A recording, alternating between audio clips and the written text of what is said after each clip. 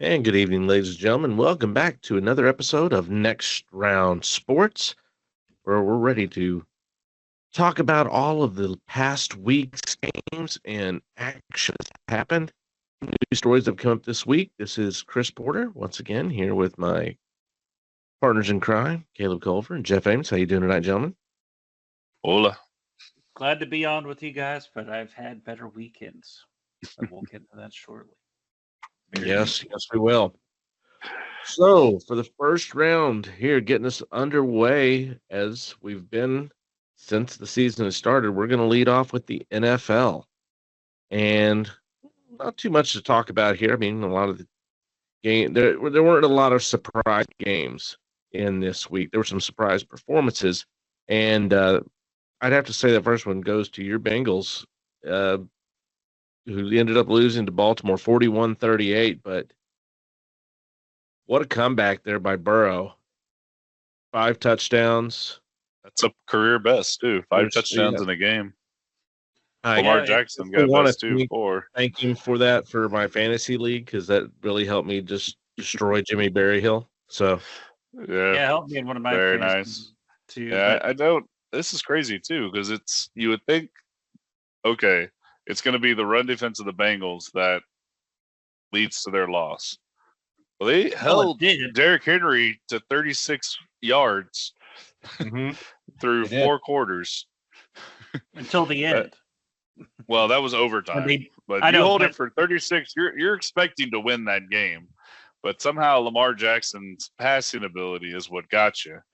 Uh, not counting that spectacular play he did to Isaiah Likely with the running around, stiff arming your defensive tackle Sam Hubbard, and just launching it up for Isaiah Likely to get up there and grab.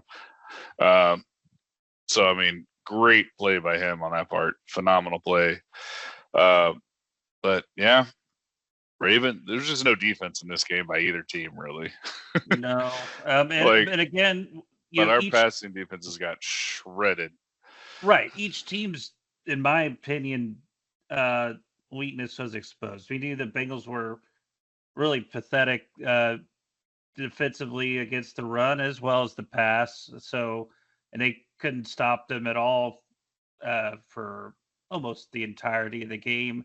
Pretty Um, much, yeah. Now the and first half then, too, we did give you a gift. I think Harbaugh gave y'all a gift when he called that weird timeout on third yeah, down, and then had a passing complete and had to punt to you, so you guys could take the lead, or go down, wind up getting the touchdown, and take the lead going into halftime, 17-14. It's like, right. thanks, Harbaugh. Yeah, Good then job. later on the yeah, game, I was we'll crashing address. watching. Yeah, But like, you had the perfect game from Burrow, you had the perfect game from Chase and Higgins, and he just completely blew it in all phases. Defense, special teams, coaching, um, the play calling. You got a gift when Lamar Jackson fumbled in overtime, yes, and Zach Taylor decides to just settle for a 53-yard field yeah, goal, I agree and the with you. That hold was, was mm, completely botched by a rookie punter, and it cost him the game. yeah, I don't know why you just don't do anything remotely more aggressive there. And it just it was it's a abysmal. very weird And, call. and the defense in the second half, they didn't they didn't uh, they the fourth down was not did not occur for the Ravens until 14 minutes left in the fourth quarter. So even though the Ravens, only got 7 in that third quarter, I mean they killed him obviously in the fourth, and Yeah, and Burrow just didn't help himself with that interception with about 3 minutes left to go. I think it was where he that was just a bad threw it throw. directly to Marlon Humphrey for whatever reason. Mhm. So the Ravens got the ball about 40-yard line, and then we're able to. Justin Tucker seemed to come back to life. Made his first 50-plus yard field goal, 56-yarder to tie the game, 38-38, and send it into overtime. Um, and then also kicked the winning field goal, although that one was only about 23 yards. Um, but good signs from Justin Tucker on our end for that one. But yeah, the one turnover of the game from Burrow just cost you. And like you said, Zach Taylor cost y'all for not being more aggressive after the Lamar Jackson fumble. I even told you after that happened, like, well, shite, we've lost this game. Yeah, and I told you Because that. Evan McPherson's got a great and leg. what did I tell you? I told you, You did.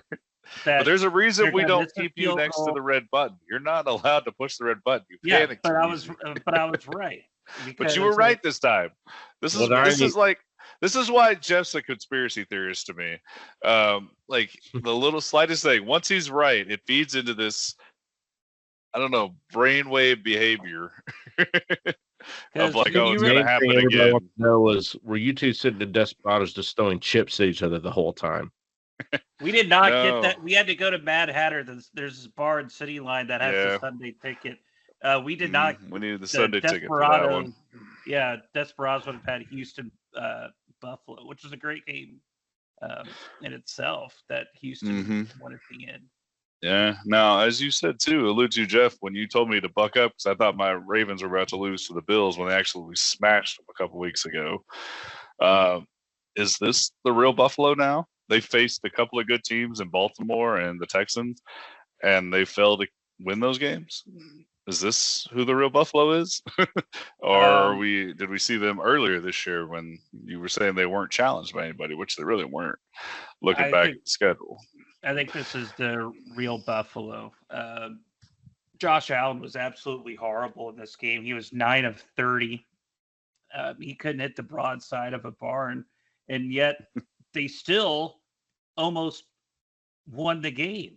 And for the life of me, what I cannot, and this is 2 weeks in a row now where Joe Brady, their offensive coordinator, has fucked up royally. This is 20 with 30 seconds to go on your own 3 when your quarterback was 9 of 27, 3 deep balls, and you did not waste any time off the clock. And then the Texans drive 5 yards, kick a 59-yard field goal to win the game. That is twice in a row now where Joe Brady fucked up that game with the trick play against Baltimore. For the Bills? Yeah, or for the Bills, excuse me. The play against Baltimore on Sunday night, the trick play, and then those 3 passes at the end of the game, and also too just Josh Allen looking terrible in general. Like, to me, that is a fireable offense. Huh? I agree with it. When is McDermott going to get fired? He has not had. He's had this team underperform every single season. That seat's got to be hot. I think this is going to be it. I mean, if they don't advance in the playoffs, he's done. And by advance, I don't mean like win a game and then get smacked by KC. I mean, you have to got to win in the playoffs, at least to the AFC Championship game, because it's just too many times now where McDermott and the Bills fall flat on their face. And they don't have a scapegoat this year. They don't have a scapegoat. They've had a scapegoat the last few years, saying it was Stefon Diggs who was bringing down the entire locker room. That's why they got rid of him. Right. They don't have a scapegoat anymore. It's Josh Allen and a whole bunch of scrubs. Yep. And I think they put way too much on the shoulders of their rookie wide receiver, Keon Coleman, and Dalton Kincaid. I mean, Keon Coleman may develop into a number 1 receiver at some point, but you can't anticipate to just completely replace Stefon Diggs. Yeah. Especially when you give him maybe 4 targets a game. Well, yeah, that's the thing. And then, Kincaid is a decent tight end, but I don't think he's a world beater by any means. So you basically just made this to where Josh Allen has to win it by himself. And when he goes 9 of 30, that's not working. But I think the Bills are in serious trouble. And I think this goes to horrendous coaching. This goes to terrible front office. And ironically enough, that they'll be playing the Jets on Monday night. 2 dysfunctional franchises going against each other. Mm-hmm. Yeah. Mm-hmm. Big But news. oh yes. You brought them up, so you just bring up you already brought them up. So the Okay. big news of this week is Robert Saleh getting axed yesterday. Escorted out by jet security as well. Yeah. First time that's happened in forever for the Jets, Yeah. if not ever.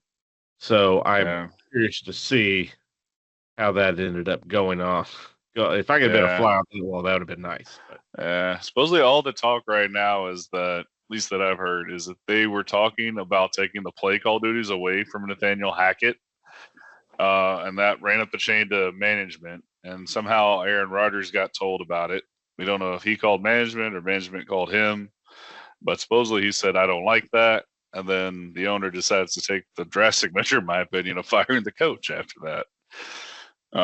So it seems like Aaron Rodgers is a little bit has to come blame out somehow. today saying he had nothing to do with the firing. But Yeah, Which is how much total does he really bullshit. believe in that? right. Total yeah, bullshit. Mhm. Okay, so let's just assume. Let's just assume that Aaron Rodgers had nothing to do with it. Let's just take him for face value. Even if he didn't have anything to do with it, you didn't do anything to save him either. No. Yeah. And so, instead, you And the awkward hug gets even more an awkward now. incompetent Nathaniel Hackett Yeah. on the staff who arguably had one of the worst tenures in NFL history as the coach of the Broncos last season. And Mhm. he has horrible. He has done, or 2 years ago, excuse me. And then Hackett's been horrible. He was horrible last season as a play caller. Horrible this season. And I think it just goes to show how much Matt LaFleur had an impact on Aaron Rodgers. It wasn't Nathaniel Hackett. It was Matt LaFleur who revitalized. It's looking Aaron more and Rodgers' more career. surprisingly like it. Yeah. Mhm. Because, I mean, he's got the same thing going on with Jordan Love right now. Matt LaFleur does, at least. But yeah, and the defensive coordinator for the Jets is the interim coach for the rest of the year. So there was some talk that Belichick might come in, but supposedly Woody, the owner of the Jets, is saying that we're going to stick with the defensive coordinator for the rest of the year as the interim coach. You can't bring in a guy like Belichick like early on the season and have him coach with the coaching staff that he has no.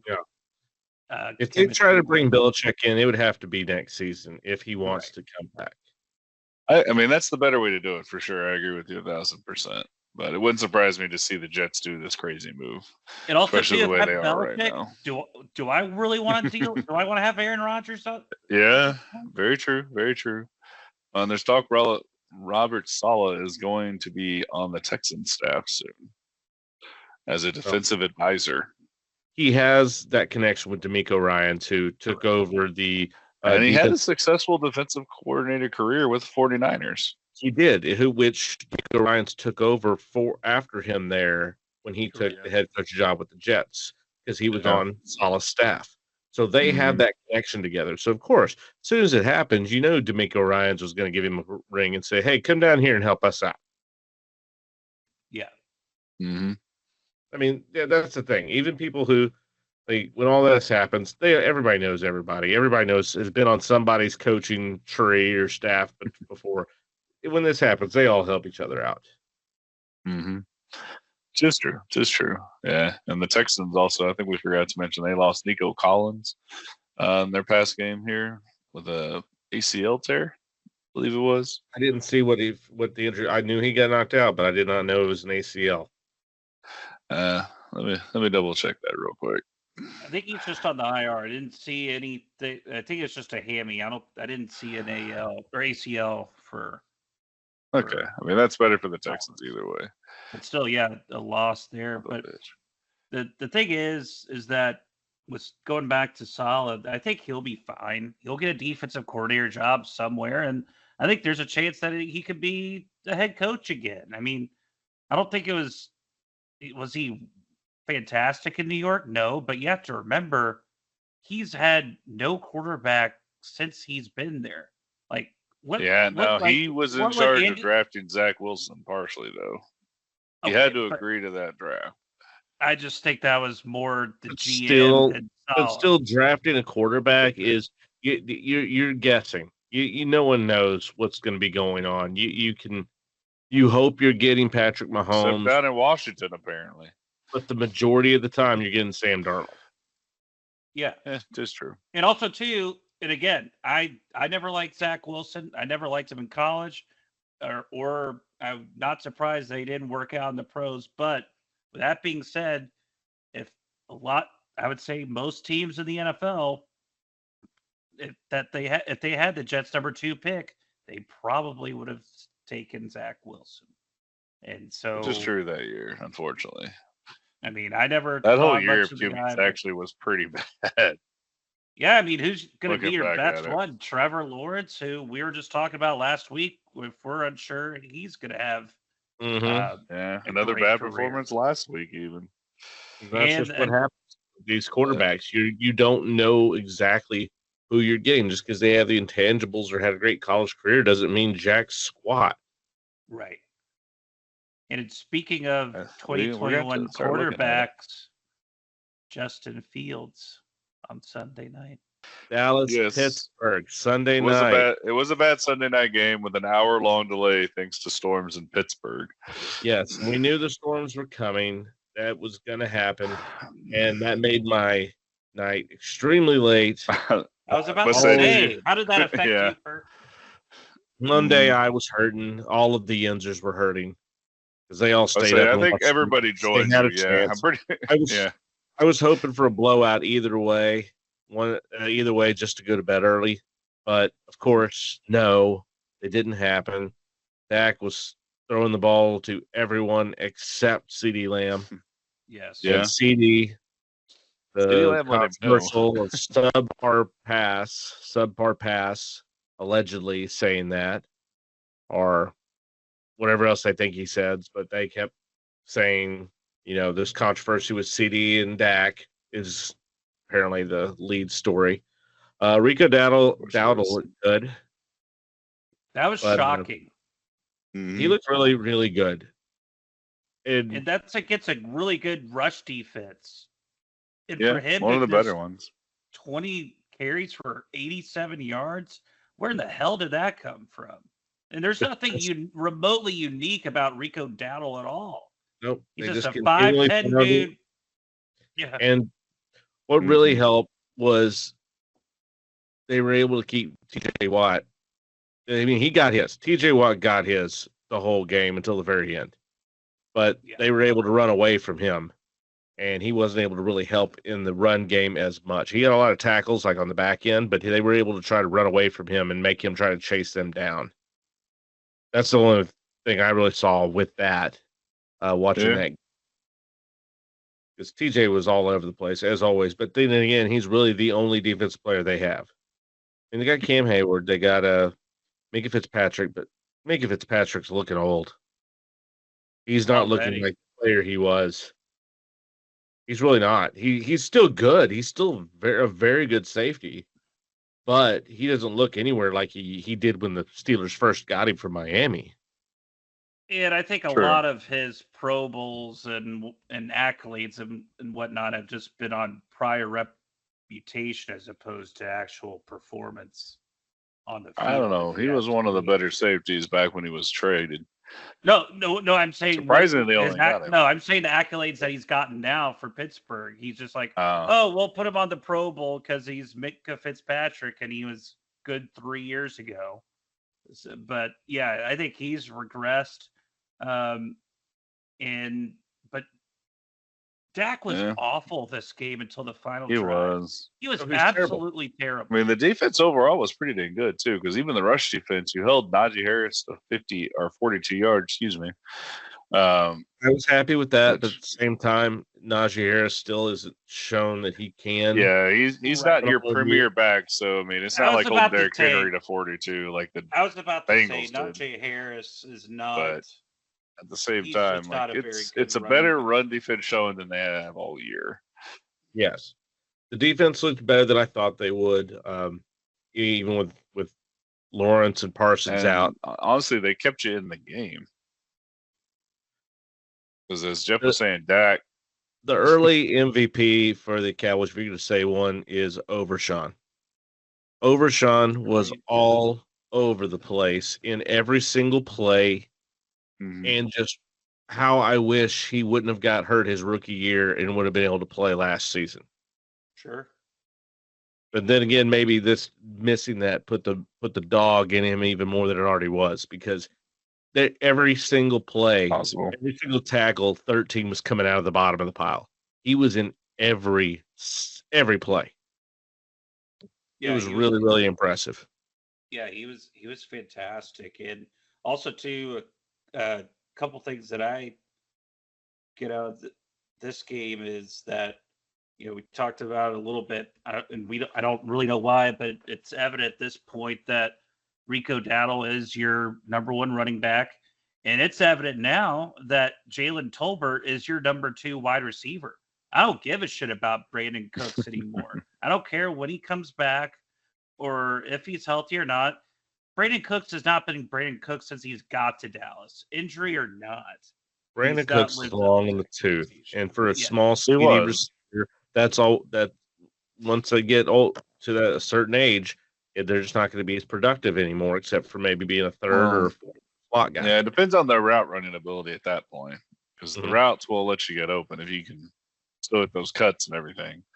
But no, I was But, happy yeah. to see Tolbert step it up some more and actually make some catches where he hasn't proven that he can catch it even when he's wide the fuck open. So it's good that he was able to finally, get that monkey off his back. And if he can continually produce like this, the way that they hoped that he would when they drafted him in the fourth round, Yeah, third round. third round. I mean, this is what they were wanting to get from him. They were wanting him to be basically Michael Gallup 2.0, but better. Correct, without the injuries, and so Yeah. hopefully he does step in that role. I mean, we've seen it time and time again. With the Cowboys receiver, we're thinking he's the number two guy, but then never evolves. So hopefully it happens this time. Once again, Jake Ferguson with a great game as well.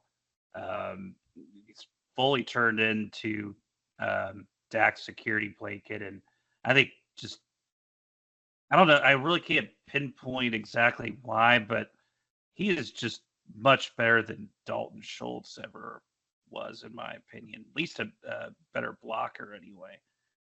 To me, Dalton Schultz was very finesse. Yes, Yeah, and he was a that's the big body perfect guy word to too. describe it. That's the He's perfect word to very describe it. Finesse finesse. runner. Yeah, to be perfect, where Jake Ferguson will like fucking punch you in the face. Yes. Like he will Yeah. fight you for scuffing his cleat. Right. Like, That's true. like if something happened to Dak, Schultz would just kind of walk over to the sideline and be done. But if somebody took like what he thought was a shot, Ferguson's going to go over and start a shoving match and get a personal foul penalty. Yeah. Yeah. Don't even get started on George Pickens throwing down that D-back. I was going to bring that back. It was Jordan Lewis at the end of the game. Yeah. George Pickens reached over, grabbed him by the helmet, throwing him down. I mean, Jordan Lewis was saying some shit to him, but he was running his mouth, that's for sure. And he was running his afterwards. But yeah, Pickens just zink. Yeah, but also too, I don't know if face you mask heard. and threw him down. The thing is, he probably wasn't too pleased with Pickens because on his eye black, it said "open fucking always." Did y'all hear about that with George Pickens? No. Mm-mm. Yeah, so apparently the NFL is probably going, know they'll find him, but basically on his eye black it had "open fucking always." So Okay. obviously inappropriate, and the NFL finds you for anything, even if it was appropriate, even if it was in support of something noble, they still would find him. But that's probably another reason why they did that for cleats. Correct. Yeah, exactly. Mhm. I forgot who it was. I think it may have been a Steeler, but it had, Wasn't James Conner? Yeah, I think James Conner, and then Cameron Hayward, another one. But now they have a game where you wear funky cleats for different charities. And all that came from the people trying to wear them for these different charities, different reasons, and then auction them off and for the charities, and the NFL finding them because they didn't get their cut. Right. Pretty Because much. basically, when NFL do that breast cancer awareness, like 70% of the money they get, like only 30% of that actually goes to the NFL. Most of, yeah. Very true. Well, as we said, it was a terrible game. Cowboys win. It felt just like I did after the Giants game. Hey, we won. It's like a Bill Cowher quote. Like, who cares if we won ugly? We won. Yeah, we won. We got the W. W's all that matters. But at the same time, I don't feel more confident. I don't feel bad. I mean, I'm confident about Overshawn. I'm happy about that. But and it does put you second in the division at the moment. It does. Against those pesky the Fighting Dan Quinns of Washington. Yeah, with the Rookie of the Year, Jaden Daniels. That guy's nuts. He has more rushing yards than Breece Hall. Better QBR than like Lamar Jackson. Just stupid stats right now. I'm worried about. And Washington is number 1 in points scored per game too. I'm worried about Dallas next week. I don't feel good about it. I don't think this is a good I don't think you can feel good about Dallas next week. Just because of the two-headed monster with Montgomery and Gibbs, that's all. I just don't. I don't really see how they're going to be able to stop that. It's one thing to stop Najee Harris, and one thing to stop Devin Singletary, but right. I mean, these are two two number 1 backs basically that the lines can just flip back and forth from. Not only that, after Ja'Marr Gibbs hasn't been as hot as he was last year. But watch him turn out in this game, because after last season, that Dan Campbell, when the schedule came out, circled this game and put it right out in front of the rest of the team of like, hey, this is our chance. I hope he put it in front of his own office too, for saying don't go for 4 times. Yes. Oh yeah, that too. But yeah, this is probably one they did circle. You're right. One of the non-division games. I definitely see them spanking the Cowboys this coming week. I don't know if I'll get the game here, but I don't plan on being happy. Detroit's only favored by 3 right now, according to Vegas. With the over/under at 52, though. I think over the key. 52. Wow. I mean, I think Dallas. I think they'll be able to get CeeDee Lamb some catches. I think they'll be able to get Tolbert some catches. I just don't. Again, it goes back to being able to stop the run, which I can't envision them doing. And the key will be is if you're able to force Jared Goff to make mistakes. If Jared Goff goes out there like he did against Seattle, then they have no chance of winning at all. So they're going to have to force turnovers, and Dallas really hasn't shown defensively that they can do that unless if they're going against Deshaun Watson. Yeah. So this might be a closer game than we expect, because the Cowboys can score on their backs against the wall. But I just don't see them beating the Lions. Yeah. Well, the only reason their backs are against the wall because they were against Baltimore's pass defense. That's why. Very true. Yeah, the 26th ranked pass defense. Or excuse me, no, we're 26th in points per game given up, and we're 28th in overall pass defense yards. That's how bad. Amazing. There's a reason we're hiring Dean Pease back as a senior defensive advisor. We'll see if the 75-year-old Dean Pease we're bringing back. Okay, I was to literally see if we about can find to say, some magic. I was wondering how old that dude was, because good God. And also too, like, was Zach Orr a little too green for this job? It's not good. He's first time play calling, so maybe that's the issue. The defense has stepped up when it had to, but it's not good. Like our offense is like chugging along, is like one of the best in the leagues. We're third in points per game, first in DVOA adjusted. So we're doing good offensively, but our defense has lagged behind this year. And for the Ravens, will y'all beat Washington? I'm expecting a shootout. In all honesty, this is going to be definitely maybe the game of the week to watch. In my opinion, it's going to be a very interesting game. Look at the availability map. My hope is that they're going to be able to beat them and hold them down, but I think the run's going to be the key. And look at the availability map. You guys will get Commanders Ravens. We will. Barely. We were just talking about that. Yeah. We were thinking we're going to be stuck with Houston, New England, but then per 506, we will. It's just that little blip right down to Dallas and part of Oklahoma gets that. I will be getting Steelers Raiders. Yep. Yay. I'll be keeping up with that other game. But I will be getting, as I was looking, I will be getting on Fox Cowboys Lions. So that game will be broadcast here in the Pittsburgh area. Yeah, I think everyone in the country except for Charlotte and Atlanta areas will be Charlotte, Atlanta, because no one else wants to see the Falcons and Panthers at all. Whatsoever. I don't think they want to watch that. No, I was about to say no one in Atlanta. First off, there ain't going to be nobody in the Tampa region. Prayers to everybody in Florida to watch that game.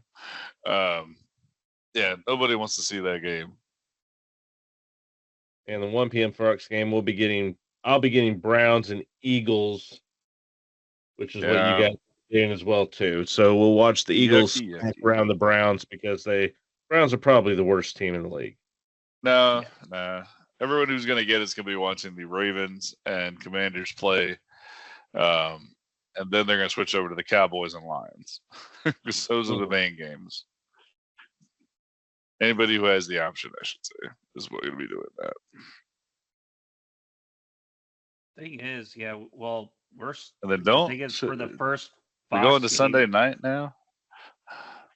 What about Sunday night? Because the rest of the games are shit besides our games this week. Well, and the Bengals Giants, it's an irrelevant game at this point. I don't. This is how you dig out of the hole. You beat the teams you're supposed to beat, aka the Giants. Now, Daniel Jones had a pretty good showing against Seahawks, but I think that's just because it was the fucking Seahawks. What's the thing is, what's Browns because they're the Browns. Yeah. What's the goal?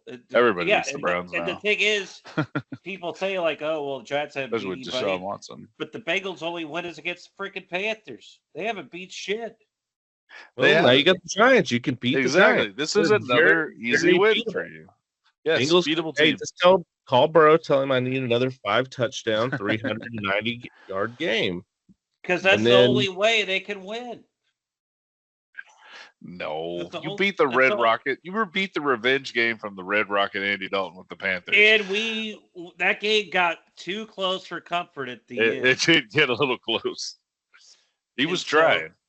Well, we can see if the Bungles can outlast the Dallas-Pittsburgh game from this last week and beat them as the worst Sunday night football game of the year. Because right now I still think it's going to be Dallas-Pittsburgh was the worst game. So that was a pretty bad one.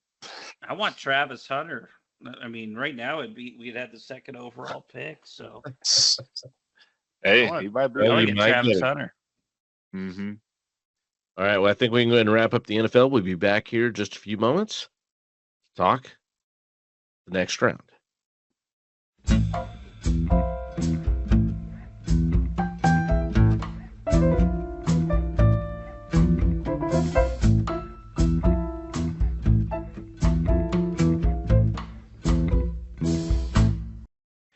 And welcome back from the break as we're ready to get into the next round of college football. Mm-hmm. The craziness continues. Yes, and not a lot of great matchups this week, but so this was the upset week that happens every year. This is the Be a first time big since upset week. 2016 5 of the top 11 teams lost in the same week. But how many times do we see this with Like, going what the into the hell? college football week where it's just like, oh, this is going to be a shitty week, and then when that happens, it's always upset central, and that's what we got. That's exactly what we said last week. Was, hey, this is not going to be a fun week. We only talked about a couple of games, if that. Yeah. And yeah. I mean, literally, I'll say the biggest one for last, but dead in the water, Arkansas beating Tennessee is nuts. To me, that coach was on the hot seat about to get fired, and that may have saved his job. Yeah, no, that's 100%. Because he's lost a couple of very close games that he should have won. And before this game, I was thinking Tennessee, to me, was one of the top tier programs. Like just the way they had looked up to that point. Sure. They deserved to be number 4. Same way I was thinking Ole Miss was going to be pretty dang good. But they also lost last week. Mm-hmm. So, I mean, you don't know what's going on this year. Yeah. And then Texas A&M beating Missouri like a dog. 41-10. They took them behind shit. They did. And it goes to show that kind of we were alluding to last week how Missouri was one of the most overrated teams in the country, and their ranking was solely based on projecting how they would do against their schedule, which is incredibly easy, and as opposed to actually evaluating how good they've been. Yeah, and it's really not. And the thing is, Missouri's looked pretty terrible this year. They barely beat BC 27-21, and it's true. We'll talk about this team here very shortly. They barely beat Vanderbilt 30-27 in double overtime. Both of those games are at home.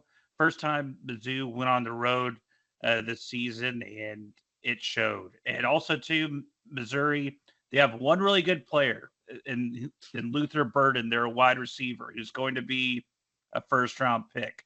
But other than that, this Missouri team just simply is not very good.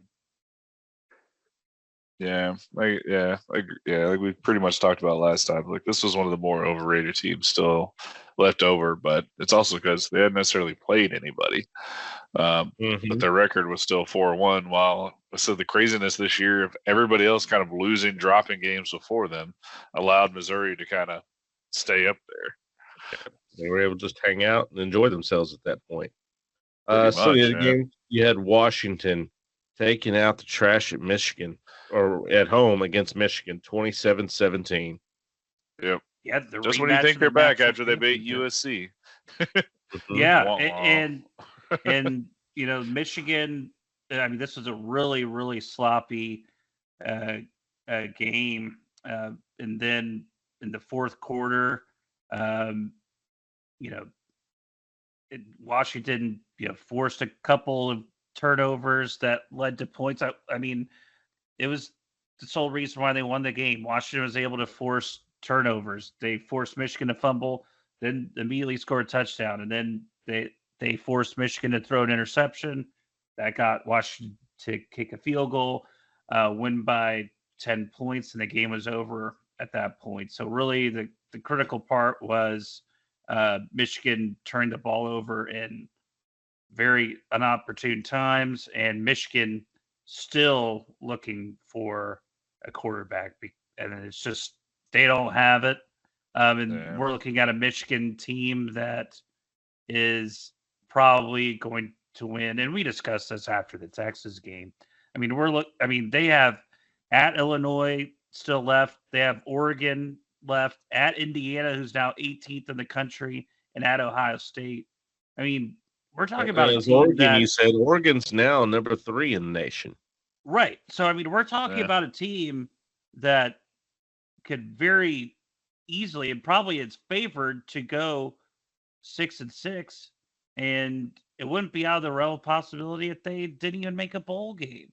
A complete rebuilding year for Michigan, as some anticipated, but I didn't think it would be. I don't think anyone thought it would be this bad, but it's been a complete I don't think disaster anybody for did, Michigan. and not to take anything away from Washington, but I think this was a game that Michigan thought they were just going to walk in here and win after last season, and Right. with the complete exodus of everyone from Washington.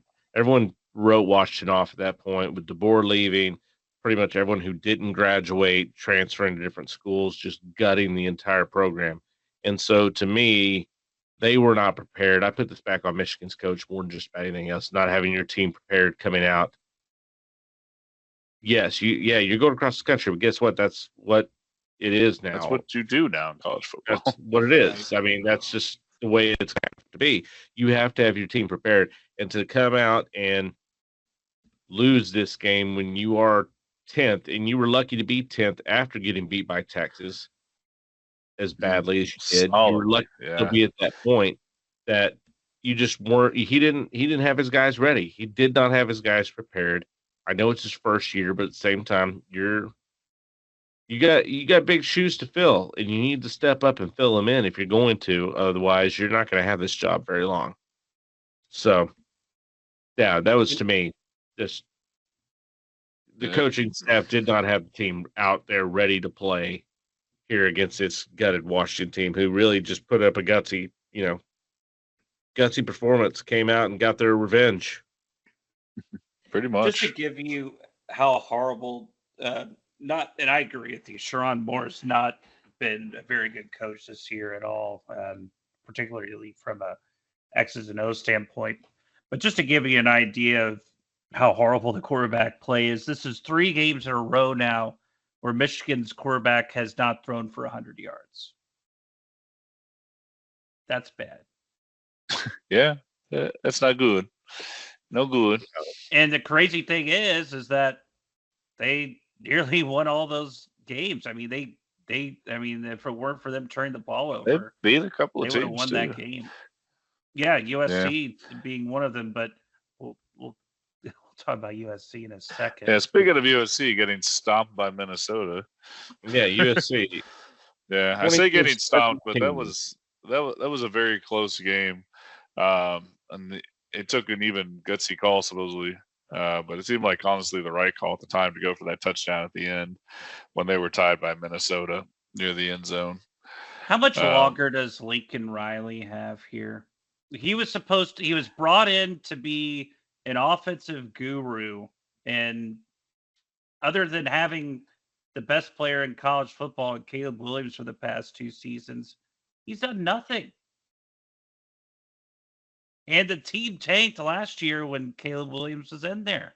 I thought he was overrated when he was at Oklahoma.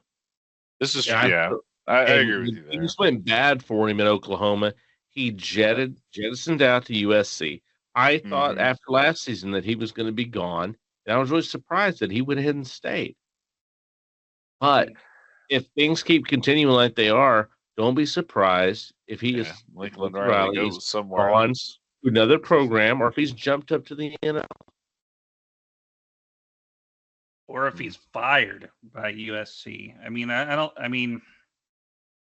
options are kind of on the table, but I feel Lincoln Riley is going to be that snake oil salesman, and he'll slip into another program. Oh, he just could. Kind of be like, we suck again. Yeah, I mean, that's the thing is, I don't think he'll get fired. I think if the writing's on the wall, he'll exit before the chance happens. That's a good point. That's very likely. Yeah, to happen. So it helps keep him his offensive guru status intact. But yes, we're seeing now teams that in the Big Ten struggling going across the country. We knew the Pac-12 conference has not been strong for years, and now these USCs and UCLAs want to come over. Yeah, Oregon's doing okay, but Oregon may have been just the best of the bunch. And speaking of the season's still young. Yes, still very young, and we're getting into the heart of conference play. But again, and speaking of going across the country, yes, this is a conference game. Miami at Cal. Cal was up in this game. Almost the second biggest upset.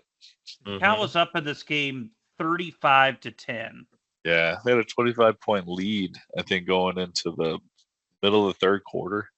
Yes, they did.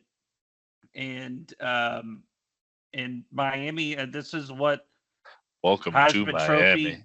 This is what Heisman Trophy. Miami. Oh my God! Shut up. I was in Miami. I sang that song in my head the entire walking through the air. I just could not help it. My wife was so pissed. Oh yes, it's too catchy. Yeah, so would I too. But God, it's just like Yeah, Cam Ward, second favorite for the Heisman. Just ridiculous. Yeah, and just if you're Cal, that's just devastating. You had, it was such a bad week on paper that you had freaking game day go out there. That's the first time game day had ever been to Cal, obviously, and they just. And Pat McAfee continues his losing streak, picking Bear Country because he likes where he's at. Yeah, but it's just like it's just just sad to see. I mean, Cal just completely choked under the pressure, and again, Cam Ward being they the are who we thought Trophy. they were. Yeah, and poor Cal. They'll probably go 4-8 or 5-7 this year, but that's the way it goes. And Miami, this is 2 weeks in a row now, they escape by the skin of their teeth. They lose on a Hail Mary that was reversed, or win on a Hail Mary that was reversed, and then come back Virginia Tech down by 25, and then they have Louisville in a week and a half. Louisville, who number 22 lost to SMU, by the way, who's now 25th in the country. Yeah, SMU's making some noise in the ACC this year. Well, it's not something expected. Yeah, I mean, when they made the quarterback change from Preston Stone to Kevin Jennings, and Preston Stone was highly recruited. Arguably, I think he may have been the highest recruited quarterback that SMU's ever gotten. And then they made the change, put in Kevin Jennings, and also what everyone was really concerned about, losing to BYU. That BYU loss isn't really that bad anymore, because BYU is it's arguably the most underrated team in the country. And they went to Louisville and just really just put together a fantastic offensive performance, and they were able to shut down Tyler Shook in the fourth quarter. That was just a great performance and a great job by Brett Lashley. And I don't think it's depth. I mean, with Florida State sucking so bad, Miami almost losing twice, and I'm not sold on Clemson yet. I think SMU has a legitimate chance to win this conference. I really do. Yeah, at this point, it's like Clemson, Miami, and them, I think. That's the 3-dog race you've got right now. And when you look at SMU's schedule the rest of the way, I mean, you have at Stanford, at Duke, Pitt at home, who's now shockingly snuck into the top 25. They're at 22. They have Boston College at home. They have at Virginia, and then home against Cal. So it has been it's not a murderer's road. Very true. Very true. All right. Well, Caleb, go ahead with the game of the week. Nerds. Oh, what happened? Yeah. We didn't talk about it. Yeah, what happened? Yeah. Oh, just Vanderbilt beating Alabama 40-35. I thought ridiculous upset. Yeah.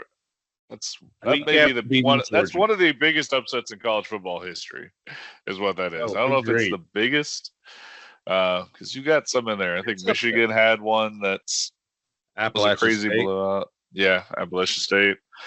Back when they were, I think, number 5 in the nation. But That's ridiculous to see Vandy beat Alabama. That's a complete letdown game from after their Georgia win. They completely overlooked Vandy, and it cost them.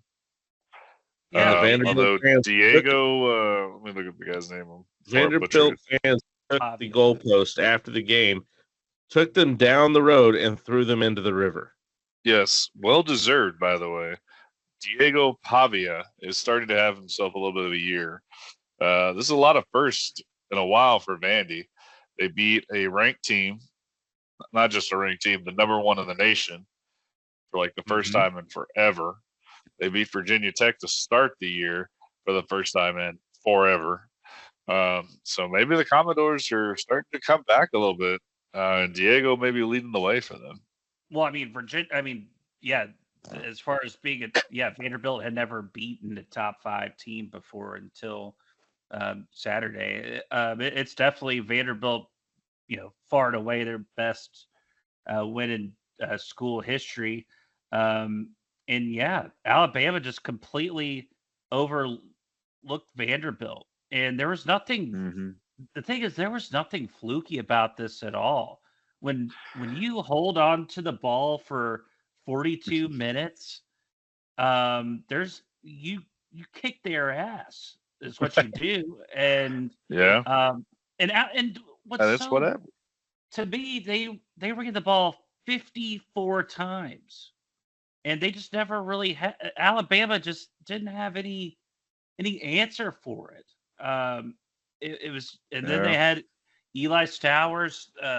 It was Hobby and Stowers on the receiving end. That was the only guy really catching anything for Vanderbilt.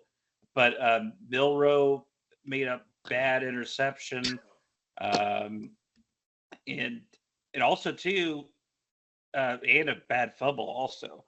But think about the last 6 quarters for Alabama. I mean, their defense has been beyond atrocious. And that second half against Georgia wasn't anything to write home about. No, I mean, they blew the game. And then it took Ryan Williams to win in the game at the end. And I think we're in a situation now, to where it's kind of similar to what Lincoln Riley's OU teams were, where you're going to have to win or score 38 points to win a game, or at least against good teams, because you can't count on your defense right now. Yeah, very true. Milrose can only do so much. Yeah, I mean, their offense, and Ryan Williams can only do so much. True. And then also, too, this is a reality check for Kalen DeBoer. It's just like he got his welcome to the SEC. Also, catch another, just to update Malachi Moore with his ridiculous outburst at the end of the game. Kalen DeBoer came out and said that he will not be suspended, which is absolutely ridiculous. Yeah, so you got to suspend him 1 game at least.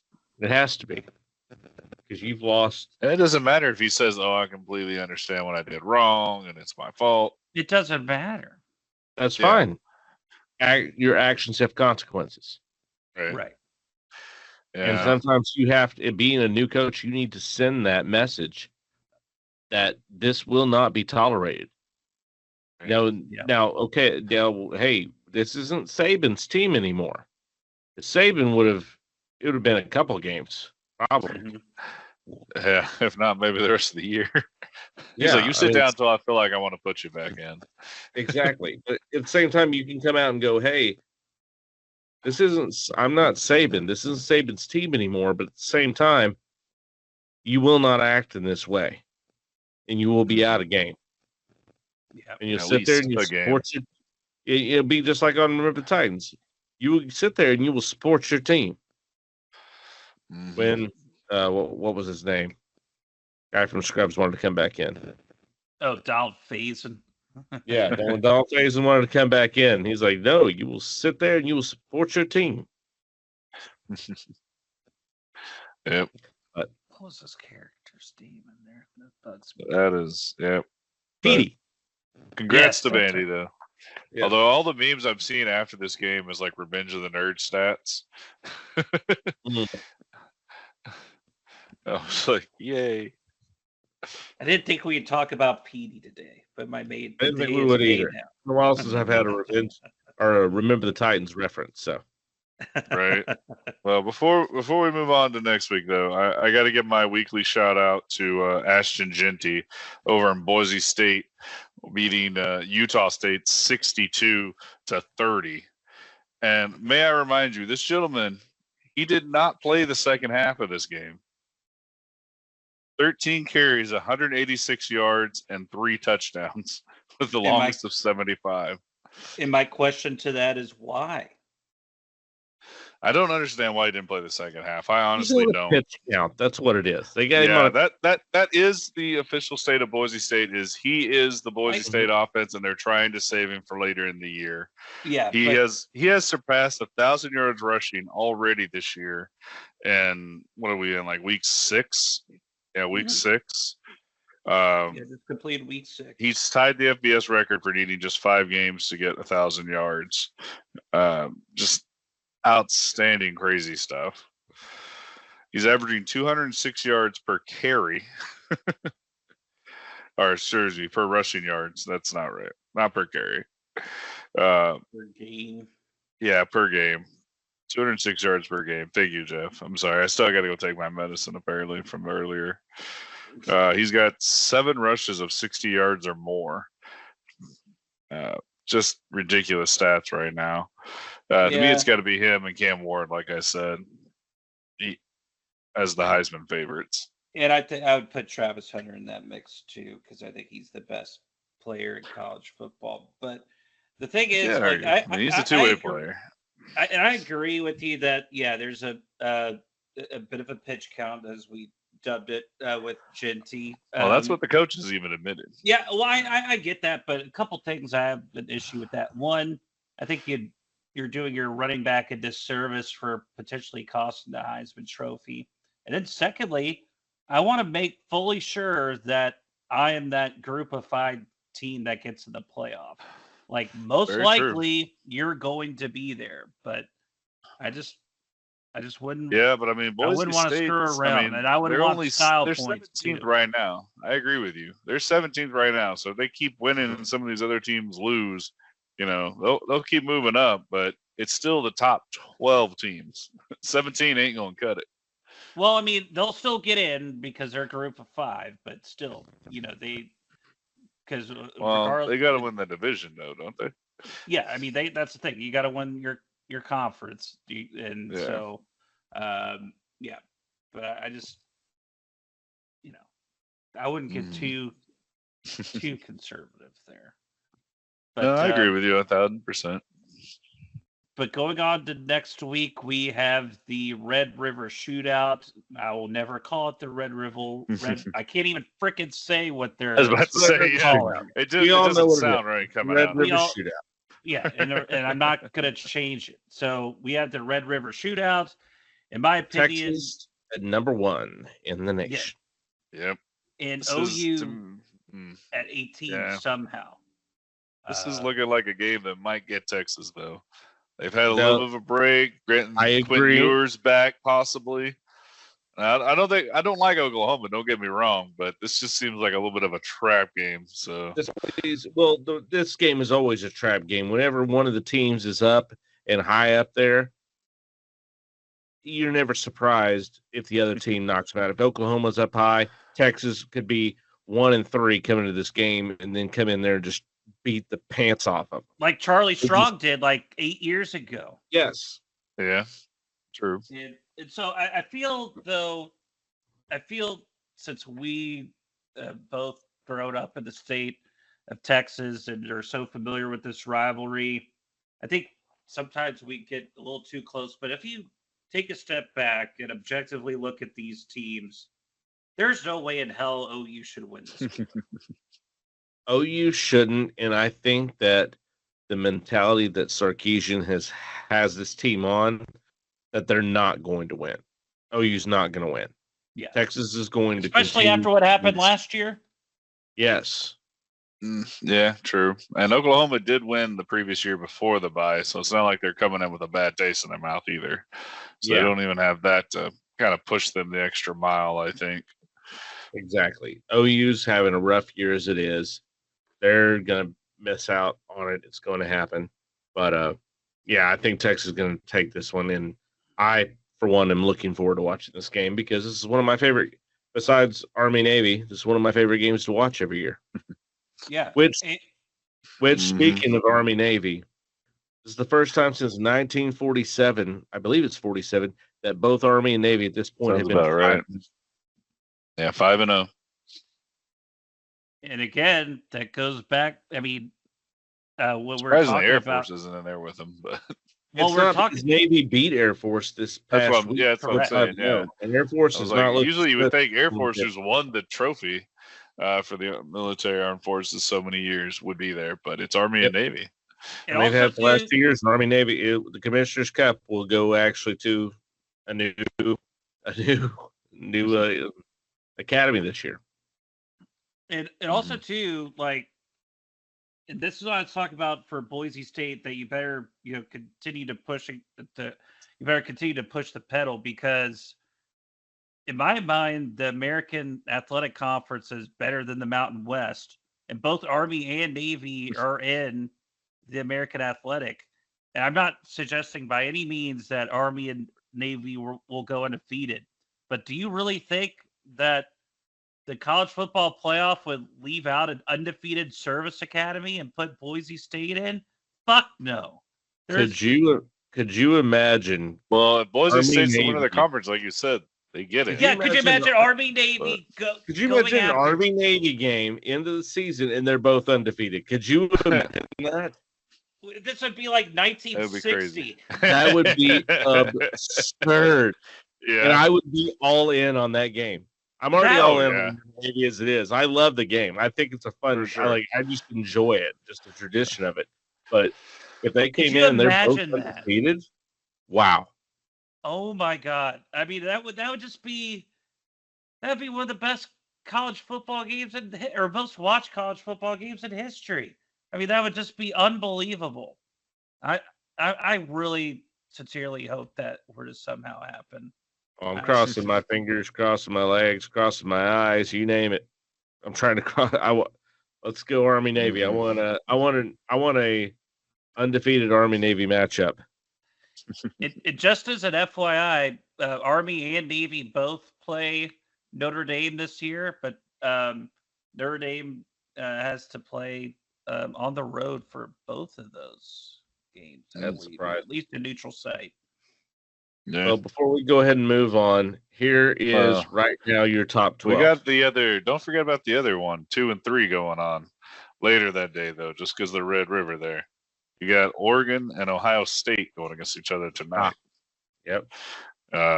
Overlooked because of the other game we're all concerned about, of course, but definitely another game to watch. No, that'll be a great game right there. Our top 12 as of right now. Texas back up at number 1 after that Alabama loss. Number Where 2 they should have been before. Just should have been before. Obviously, is showing now. That's why they were unanimously put right back up. Yeah. Caleb just brought up Ohio State number 2, Oregon at number 3, who will be facing off. So we will have a new top 4 after this week. Mhm. Penn State up into the 4th position. And I'm not sure I really agree with them being up there as high as they Yeah. are. Very They- true. Yeah, I mean, They've been- look. The UCLA game was terrible. The Illinois game was terrible. The Bowling Green game was terrible. Penn State, everyone was saying how, Drew Aller and this Penn State offense are really going to be on all cylinders this year, and this will be a different Penn State team that you've seen in past years. It's the exact same Penn State team I've seen ever since James Franklin's got there. And yes, But- okay, they're undefeated, and they started To off the me- season ranked really high, but To okay, me, who's Penn who State, cares? we're talking about Penn State the way we were talking about Mizzou before they lost. Now that Yes. Mizzou's lost, Penn State has taken that aspect until they lose. It'll be the same Right. thing. They're completely. They're Mhm. not there by who they beat. They're there because of everybody else who lost. About Yeah, I mean, honest to God, who the hell really thinks Penn State's fourth in the country? I don't even think no, Penn they're not. State thinks they're fourth. Now, No. do I think Penn State had a chance to be in the playoff now that it's 12 teams? Absolutely. I think they have a Sure. chance to be in that, but I didn't think they would be one of the top 4 teams. No. But then you have in 5th, Georgia. Miami took over the 6th seed. Alabama dropped down to the 7th seed. Tennessee to the 8th. Ole Miss at 9. Clemson at 10. And another team I don't think will be there as it's coming later on. I'm not buying into Clemson at all whatsoever. It's hard then- when Dabo Swinney can't understand NIL. Exactly. And tied at 11th, Iowa State and Notre Dame. Weird names Yeah. and names. Well, I mean, I think it's I think Always weird you know, things happen to names. Iowa. Yes, always, and I think people kind of fell asleep on Iowa State a little bit this Yeah. season because they haven't played as well the past couple years under Matt Campbell, and for a But while they're 5-0. yeah, and for a while he was considered the hot name to get a job, but yeah, now they're 5-0, and if I'm him, and if another job comes calling, I go ahead and take that job this time. And then Notre Dame with USC. Depends on the job. Depends on the job. It really does. Yeah, but I mean, if it's I'll just. It depends on. It really depends on the job. It does. It always does. And then Notre Dame will face nobody probably the rest of the season. Well, actually, I take that back. We were just talking about Navy and Army. They might, Navy or Army could sneak into the top 25. I can't sleep on either one of those teams right now. Those teams, like I've seen the highlights from their games from both Army and Navy. Notre Dame better be ready for them. If they're not, they're going to get upset easily. Army and Navy both look really, really solid. So interestingly enough, that Navy game will be both of these games are going to be in New York. The Navy game will be at the MetLife Stadium, and then Notre Dame Army will be in Yankee Stadium. Could you imagine if Army upset Notre Dame in Yankee Stadium? That would be insane to see. And I would love to go to either of those games. That'd be fantastic. Especially that Yankee Stadium. Oh yeah, that'd be awesome. Yeah, very nice. But let's see, a couple teams that I did or want to mention to BYU. Don't forget Boise State going to Iowa or Hawaii, excuse me. No, Hawaii. You want to get your Ginty fix? Oh, I know. Fine. But yeah, BYU quietly is 5-0, and then we already discussed the A&M slacking against Mizzou. But I really wanted to go back to that Ohio State Oregon game real quickly. That Oregon. I mean, I should say the first test for Oregon because clearly Boise State is a very solid team, and they squeaked out a victory there. But this is a game where Ohio State, they paid $20 million for their roster. They call it the best team money can buy. And this is a heck of a test going on the road to Oregon. But if you don't win this game, if you're Ohio State, you're just the same old Ohio State team that can beat up on your Akrons and MAC teams of the world. But then when you face somebody good, you shit the bed. Like, this is a game, if you're Ohio State, that you have to show that you're at that next level and could compete for national title. Because, if you lose this game, then you're back where you were. And also, too, you're talking about a situation where Ryan Day will get fired as well. I don't know, because if he can beat Michigan, because Michigan's not looking good. If he can hold off Michigan this year, I think he may still be able to keep his job one more year. Oh, If they But lose to we'll Oregon, see. I don't think he loses the job because they even if he loses to Oregon, they'll still be in the playoff. Oh, I'm not saying they'll fire him Yeah. after the game. I'm just saying there's a path If that he leads now to him if getting he fired at loses the end to of the year. Michigan, the way the state Michigan is in this year, he'll get No, fired he's after fired. the game. He'll get Yeah. fired Yeah. after the game. Highly probable. But I think he'll be fine as long as they're in the playoff and they win a game in the playoff. Yeah, they're Now, two tests or Oregon I don't on the think road. he's and to Penn the, I don't State. think he's to the point of national championship or you're canned. I don't think he's at that point just yet. But He's getting close, though. I mean, okay, if they win the first game, like say they lose to Oregon, they drop down to say 8th. Mhm. They're still in. They win out the rest of the way. They handle Michigan, but they stay around the 6 to 8 seed, right around that, barring losses from other teams. So they stay around that. Now, if they go into the first round of the playoffs and get completely blown out, yeah, I think he's gone. If they get to the second round and then get completely blown out, probably gone. Yeah. But if the games are close, I don't think they fire him up at that point, especially if it's maybe a close loss to Oregon and they beat Michigan. I think Yeah. they'd give him one more at that point. Yeah. But But he'd be on 'cause a now he hasn't tight- beat Michigan leash. in 2 years. That's what I was thinking. I think the Michigan game is way more determined if he keeps his job or not. Oh, absolutely. well, No, it doesn't Michigan's matter if he stuck. beats. It doesn't matter if he beats Yeah. Oregon or what happens. If he loses to Michigan again, he's done. Like it doesn't matter. Like if Yeah. he loses to Michigan and they don't fire him right after the game, he has to win the national title. Yeah. He has to. Like there's no other option because if he doesn't win the national title, he will be fired. Yes. Anything short than a Mhm. national title, if he loses to Michigan, is done. He has to do that to save his job. They'll only keep him if he wins the national title. If he loses to Michigan, that's the only way. Yeah, especially this year, like we said.